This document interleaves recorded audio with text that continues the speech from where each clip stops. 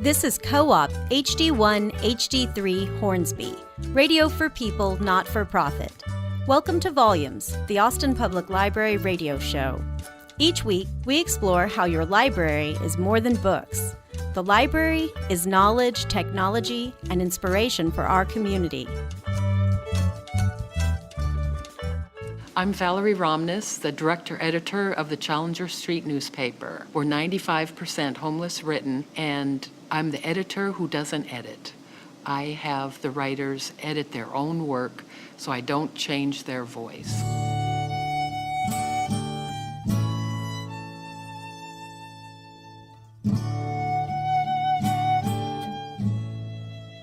My name is Christopher Carr. I work for the Challenger. I worked for the Challenger for about a year and a half. I've been writing. I started out writing just stuff in the vein of my academic background, which is like critical stuff, or talking about critical theory or philosophical evaluations of history or whatnot. And then I hadn't written verse in about 7 years. I had stopped writing. I'd been homeless, living on the street, and I didn't have any. One of the things about writing poetry is that poetry, I'm not writing unless I have a sort of emotional bearing to do it. And there's not much emotional bearing of an affirmation out here on the street that lends to that. Like there's a poet named Galway Kinnell, who one of his lines that I carry around with me is that love calls us to the things of this world. And that's love is where poetry starts. Not love like I love you and all that kind of stuff, but just love, just the metaphysical idea of love. It calls us to the things of this world. And I realize that there's a greater multiplicity of things when you open yourself up to that emotion. When you open yourself up to love and being loved by other people and you express gratitude, you start to realize the multiplicity of things in the world. And since I hadn't written in 7 years, what I did is I had to go through and mine what I had read like 20 years ago. So a lot of this, what I'm reading, is based on reading one particular poet or another.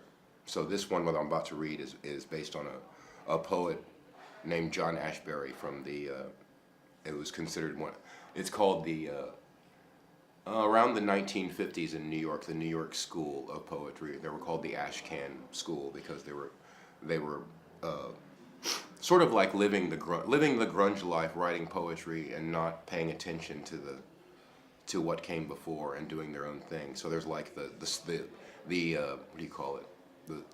The glittering scions of that period in American poetry: John Ashbery, Kenneth Koch, and I think Frank O'Hara, I think is his name. And they all express this kind of mid-century existential ennui about things. And John Ashbery, for example, that's this poem I'm about to read, which is called Long Time No See, is after reading a poem that John Ashbery is frequently published in the New Yorker. And I come to the Trinity Center and somebody leaves a bunch of New Yorkers in the magazine thing, and I always find them and I pull the poetry out and look at it for things because I read poetry to get ideas and whatnot. So John Ashbery had he always writes very, what's known as like syncretic poetry that's kind of hard. Like if you read one of his poems, you kind of like, a lot of people, even poets, kind of go, I don't know what this is about. And it's not because he's so hard to understand, it's because he finds a unique language or discover things that you didn't know it even existed. And he gives a scene to it, and people don't recognize these things. So, and that's what I love about his verse. So this is called Long Time No See, and this is for John Ashbery. And I'm not used to reading my poetry out loud, so if this sounds kind of stilted or the musicality needs to be revised, then that's my fault. And I have not read this out loud before. And I'm trying to conserve the way this is composed. So I have lost interest, ardor for arduous, not writing. My flags and sails billow the Scirocco, a bellows for the jingo, nobody knows. East of February, I confess, I do not gather what you write. A jar placed in Tennessee. A paperclip stolen from Sweden. He's another master, comedy and scale, a forgotten New Yorker with you. It is somewhere, I reckon, the mind of buried forgots, the glove box, the junk drawer, a discrete quanta of memories, every little thing a place and everything in its place. My obsolete séjour, I'll come back and I'll enforce musical pauses. You will hear through your nose and through the bones in your face. They vibrate everything, don't manage how you sound. I imagine my life, it was stolen. It was spit back, unrecognitive. I know it's not over. Nothing ends with Latin or begins with Greek, not knowing what you write. Inexplicable, like a tome of Pip at his father's grave, making a physique out of the carving. Or Consuela's unheralded torso, not ancient, but armless, with its Miami and banana motif. What do you write, John? They complain and complain, a syncretic bard with a career. But not syncretic, you just write things no one knows, I suspect. John, you know it once and then never know it again. So that's that poem. And that's the, I'm trying to get to the bottom of my own comprehension. I'm not writing these things for anybody else but my own self. But I'm very apprehensive about even sharing it with anyone on a stage or anything like that. I used to be part of a writing series in Houston. And I don't know, it's one of those things that, I don't know. It tends to, getting on stage can really get your, if you have a kind of an insufficient ego about yourself, getting on stage can really build you up in a very inappropriate ways, and you can start becoming kind of an egomaniac about your work, and that's why I didn't like that. There was actually, at that reading series, I wanted to mention something, that there was one of the poets, she's no longer living, and she said, she liked the stuff that I did, and she said, I want you to remember something, Chris, that don't ever believe the bad things that people say about your poetry. And you're going to have people say bad things about your poetry. Don't believe the bad things about your poetry. And then she said, but more importantly, don't believe any of the good things people say about your poetry. And I've kept that with me my entire life, up to now. It means a lot to me. So this is another, I've got all these from taking courses at the University of Texas, and then my own reading. And this one actually, this poem, or the former one is about John Ashbery, or after Ashbery, that's the name of the poem. This one is after a poet from, I don't know, he's from one of the Carolinas, a very well-regarded poet named Charles Wright. And he wrote this poem in, he had an anthology called The World of the 10,000 Things, which kind of goes along with what I was saying about the multiplicity of he mentions in his collection that the Chinese say we live in a world of 10,000 things, and that's it. There are 10,000 things, and it seems like there's more than that, but there's not more than 10,000 things in the world. It's an interesting way of looking at it. But this is based upon there's a poem by Charles Wright called The Other Side of the River. And the verse line of this poem that I wrote echoes the first line of that poem. So if a poet knows Charles Wright, they would know where this comes from. And I'm not doing this to say this is my work. Again, I return to my forebears in poetry. Like T.S. Eliot said, immature poets imitate and mature poets steal. That's what they, so yeah. So that's what we do when we get older. We just steal from anyone we like, and then they call it, the academics call it an illusion. Now this is called Verse Rain Journal. This is, the subtitle is After Charles Wright. This is based upon reading Charles Wright, whom I love his work. I love his work. It's kind of hard to describe, but like I said, it's kind of he calls his verse journals very frequently. He meditates on the mysteries of nature. And like when I was talking about Ashbery, poets are constantly trying to find a way to express something in a way that's never been expressed before. And the fact that language continues to allow you to unfold that way is what I love about poetry. And Ashbery is a master of creating those things. So anyway, this is called Verse Rain Journal after Charles Wright. The poem that it refers to is called The Other Side of the River. Easter, again and again, the smallest rain falls upon the house cat and the darkened umbers conservation upon terracotta. Perfectly aligned murders of wood betray a thought. I never. The romance of the carpenter who met his last, his intent no longer fast upon the rain deck. Rain like television, rain like Venus, rising in the millionth blue of morning. The discovered mechanism foretold several decades of the machine of forgetting. This button begins the algorithm of histories. Real or imagined, history lay in repose until history affixes upon the latest hubris, the latest error of self-regard, the mastery of complacence, but a fragment of beauty, but beauty intractable, the thinking as whole on periphery cast line to the imaginary center with its delusions beyond holding, the antikythera of roads, the astrolabe, no consciousness, and none for these either. Heraclitus never thought of consciousness, or the deathless conics of the West. How we all look the same, until this river gives way to another. Hi, my name is Rana Ghana. My pen name is The Lone Spanger. I've been a writer and artist with the Challenger newspaper, Austin, Texas, for over 4 years now. And I have an article, which is a cover article of the Challenger that you can find on the racks at the new Austin Central Library right now. And it is titled, Tent City by The Lone Spanger. Tired of getting left out in the cold? Homeless people are not immune to freezing weather. This includes the elderly, disabled, veterans, and children. Every year, the shelters in our city go into overflow, with people having to line up for hours in the cold to get bused to places willing to take them in. These buses sometimes do not arrive until midnight. Compounded with the before 6 a.m. wake-up times, it is a dehumanizing situation for the already suffering who have to go to their jobs, medical appointments, and send their children to school in such polarizing conditions. How much longer will we ignore the 2,200 to 7,000 plus chronically homeless people in Austin? And this is according to frontsteps.org. Until the last minute. Just last year, our city had $5.8 million for housing development.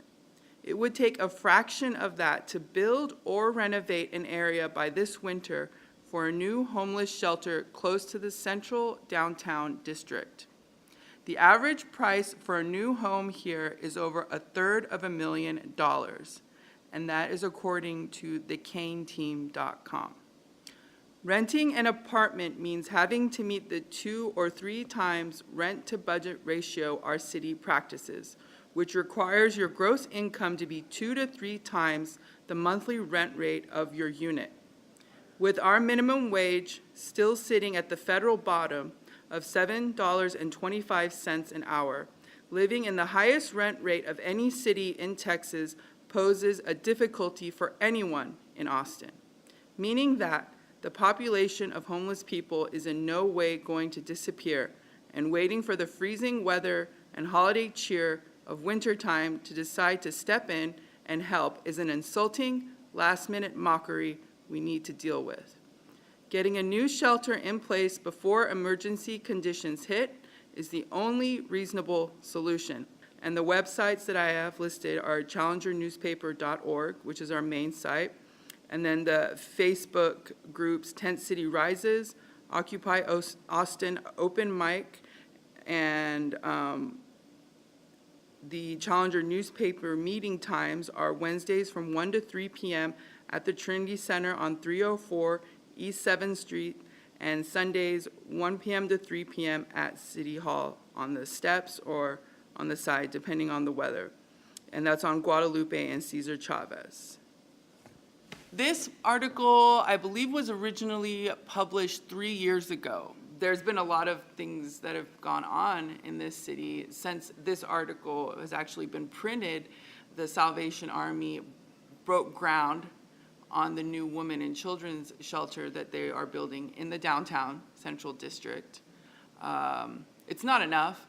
Obviously, we have a lot of disaster victims on top of the chronically homeless that come to our city and are advised to go to our city from other cities because we are the capital city, so it's considered a safe city to be in, which, you know, makes it all the more reasonable, as I say, for us to have this sort of, like, I hate to call it protocol, but it is protocol, and I realize that it clashes with the agenda of some business owners in downtown, but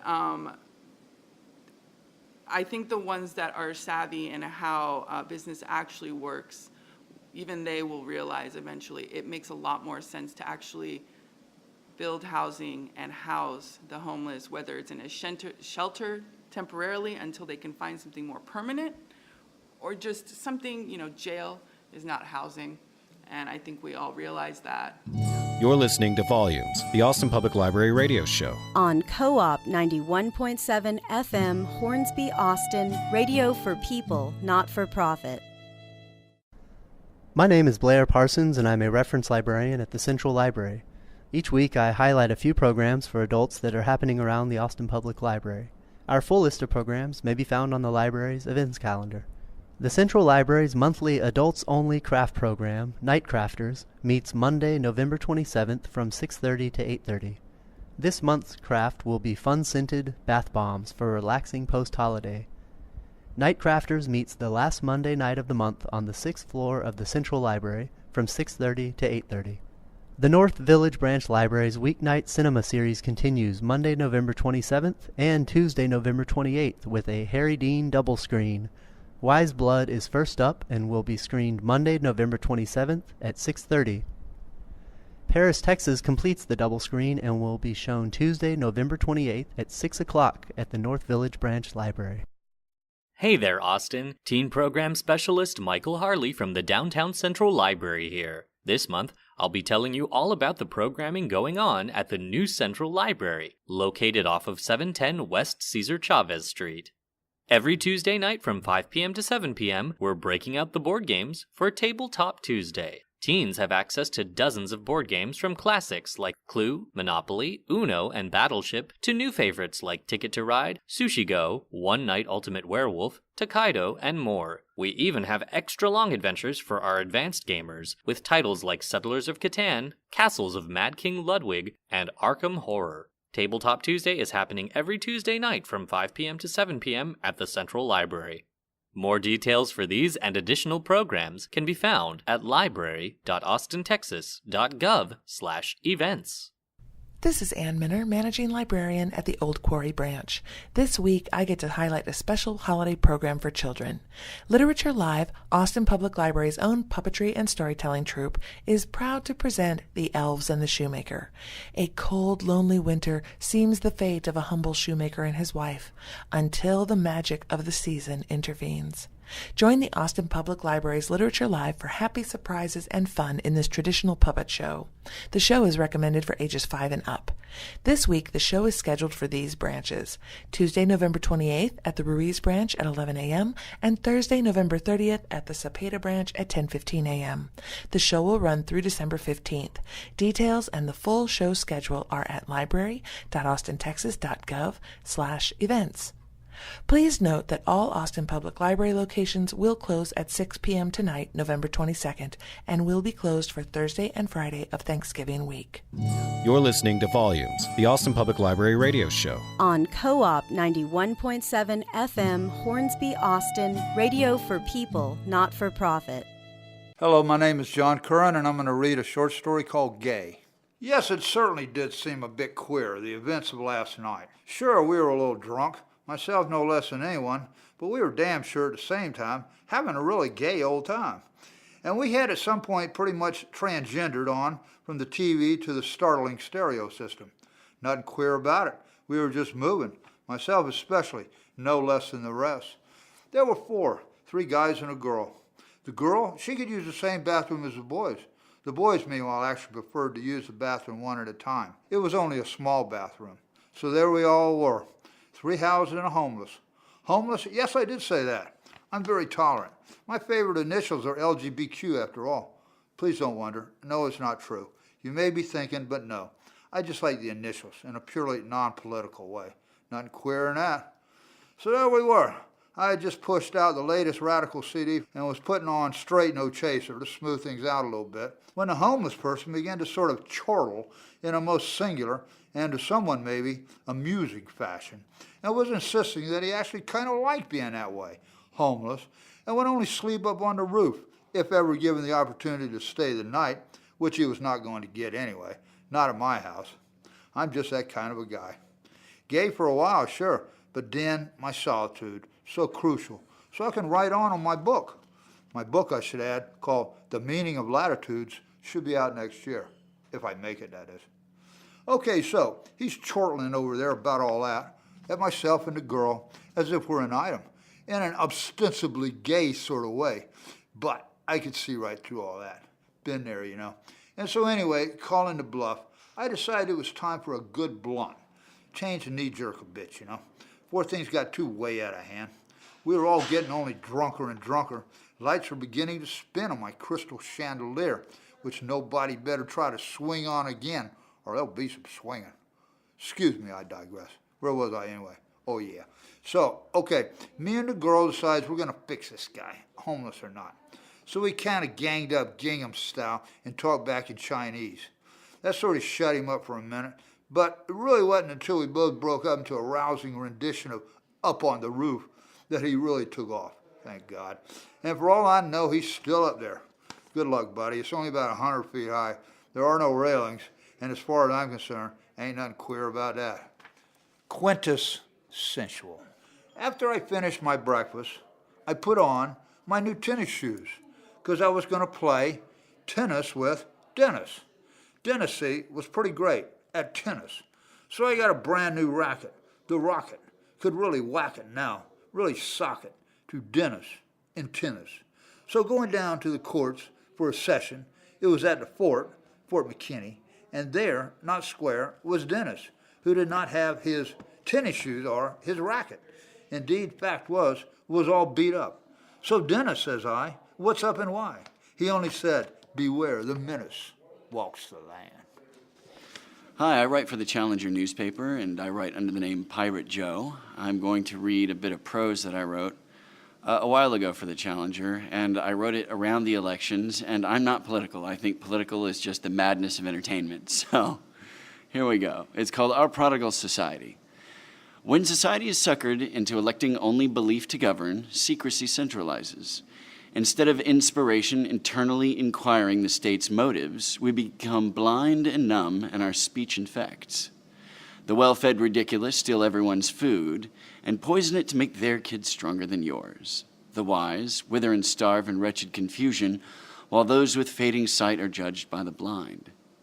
When honesty is hunted by all hell's domestic hounds, the smell of beauty becomes unclean, truth and proper physics become agony.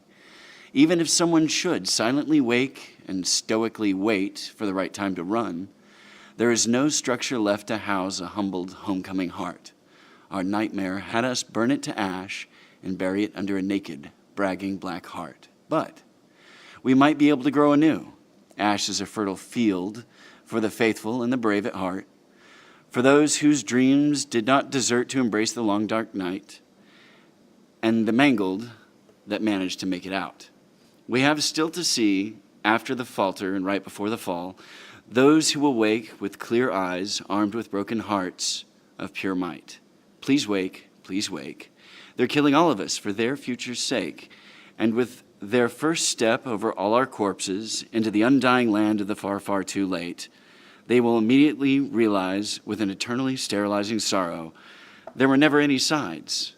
We have never been divided, no matter what they thought you to believe.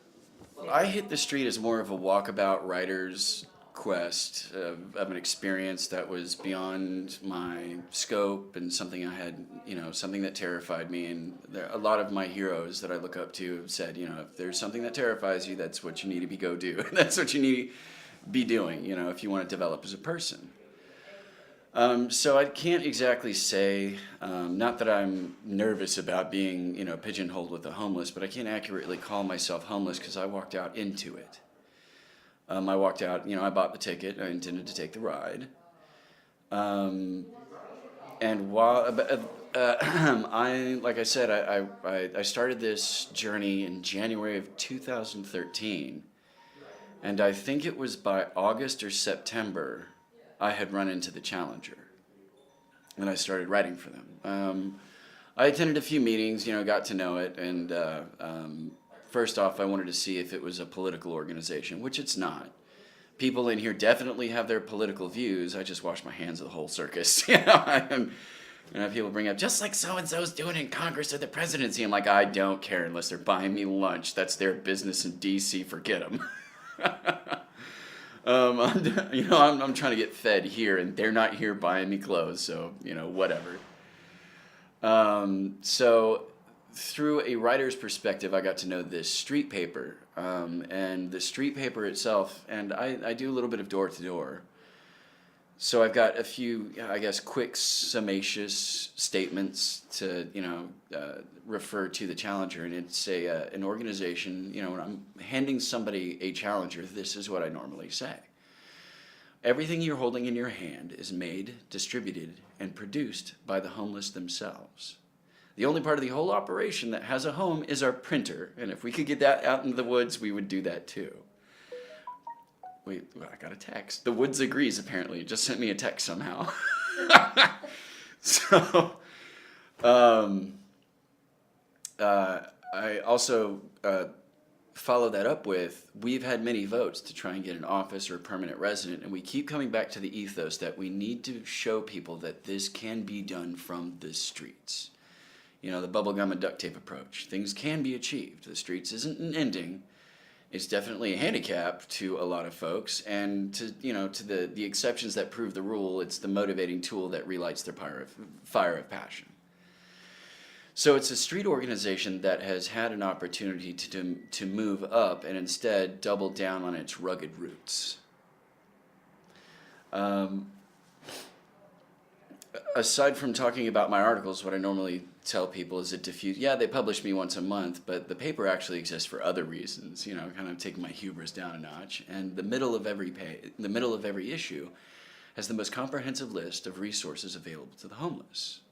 And a couple smart people I've gotten who hadn't turned me away at a door and just trying to, test my savvy and said, well, why aren't you handing this out to the homeless? And I say, we do. We meet at shelters, we meet at churches, we hand out as many as we can, but what we try to get done is the Samaritan effect, where someone from apparently an affluent culture hands someone who's down and out a piece of information and says, here, please go take care of yourself. That is an inside view of the Challenger. It exists printed by people on the street to get the news of the street out to people who can read it, and maybe it reaches them, adjust their perspective, and maybe some people show up to help, and all of those happen. The Challenger Laptop Program by JRC helps get computers into the hands of our writers, distributors, and participating members to help inspire, educate, and empower. Some of the things we're looking for: laptops, netbooks, Chromebooks, tablets, USB flash drives, Windows 7 or greater install disks. We have a preference for, but are not limited to, computers that are 10 years old or newer, so as to keep up with current software and operating systems. You can find out more about the Challenger newspaper at challengernewspaper.org and challengernewspaper@yahoo.com. Thanks for listening to Volumes, the Austin Public Library radio show. Special thanks to our producer, DJ Harris, and to the musicians who composed and performed our original theme song: Andrew Noble on violin, Kirk Duvall on guitar, and Mike Wheat on percussion. And thanks to you, our listeners. Volumes, the Austin Public Library radio show, airs Wednesday afternoons at 2:30 on Co-op 91.7 FM and koop.org. If you catch us mid-show, full episodes and other details can be found at library.austintexas.gov/volumes.